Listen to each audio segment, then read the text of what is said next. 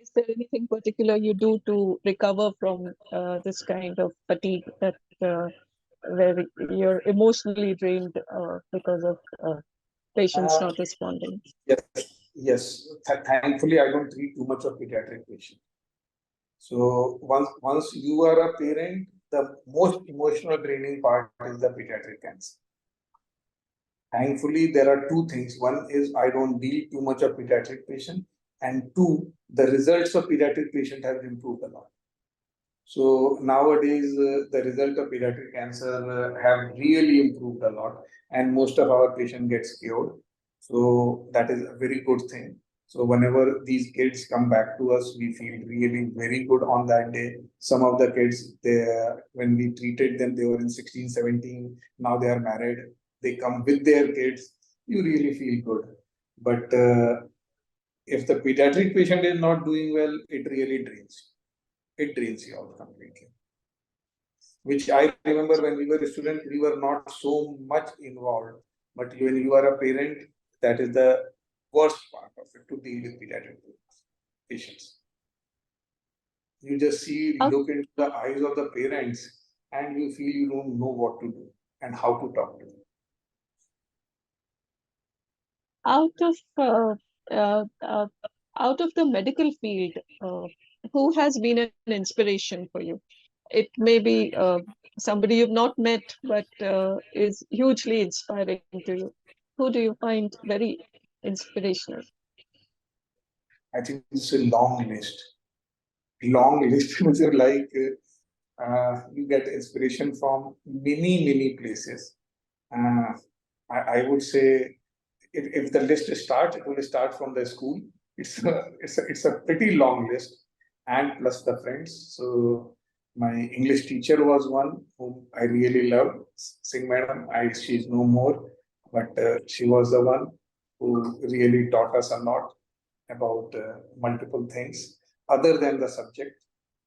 Uh, then there were someone in the college. I had the anatomy teacher. Most of the people forget their anatomy teachers, but I remember my sir, Dr. Ramesh Babu.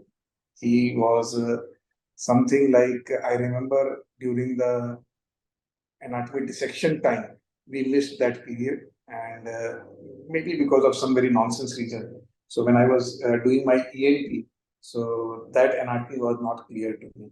So I went to him, he took me to the dissection, the cadavers, showed me the anatomy, and which is so very helpful even today because laryngeal cancer is very common. So that anatomy helps me to really understand it so well. So these are a few things, otherwise the list is endless. And most of them I remember from the medical field only because that is the where you have spent maximum time with them. And outside medicine, if I see someone in person, otherwise, mm, often can't recollect immediately. Mm, no, often I can't say one person. I would say number of books I can say, number of novels I can say, number of movies that we see. So various kind of hobbies that I have, and but not a single person. But yes, I like writing of Gulzar a lot. Then when I'm thinking on pressing on it, I liked his way of writing. So I read many of his books, many of his poems, and many of his movies. I'm a big movie buff, so saw a lot of his movies. So that is there. Other than that, I really cannot pinpoint a single person. Any inspirational book that you would recommend to our readers? Influence. Influence. It's a long, thick, boring book. But when I read this book much later in my life, which I thought I should have read it when I was in my 20s. It's a great book. Second book I read very recently, which I liked a lot, The Courage to be Disliked. So my wife suggested me this book. First, I made fun of that topic, The Courage to be Disliked. But then I started reading it. I really loved it. Then after going through this book, I have a DNB or PG student. I gifted all of them this book. I asked them to read, and then we used to have discussion in the OPD after my office hours. So that book was really good. Courage to be Disliked. So now all my students, whether they like it or not, they have to read that book. But Influence is one book which is really good. Wonderful. Coming to the family, how is the support that you get from your family? I'm sure they also go through the rigors of your profession, because obviously it's not as if it's you can't really separate the two. So how does the family support you? Yeah, family support was very important because my wife Himani was, since she was on and off working, but when my kids were young, she was at home, so I could be free from that part of it, and so I could devote more time here. She took care of the kids, and thankfully, I was not taking care of them. So because they turned out to be very well.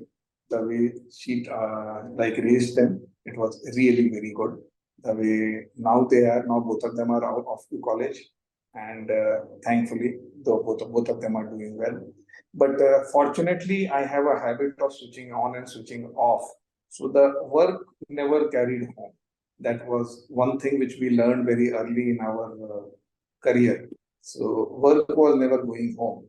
So once I leave hospital, and in our branch there is not much of emergency. That is another thing which helped me not to carry work home. So that was there. If it was an emergency branches, then whether you like it or not, you have to carry it home. So in my at least radiation oncology, there is not much of emergency things. So once I leave hospital, and once you become senior, there are many junior people to take care of the routine activity. Occasionally they do disturb me, but those are very, very rare chances.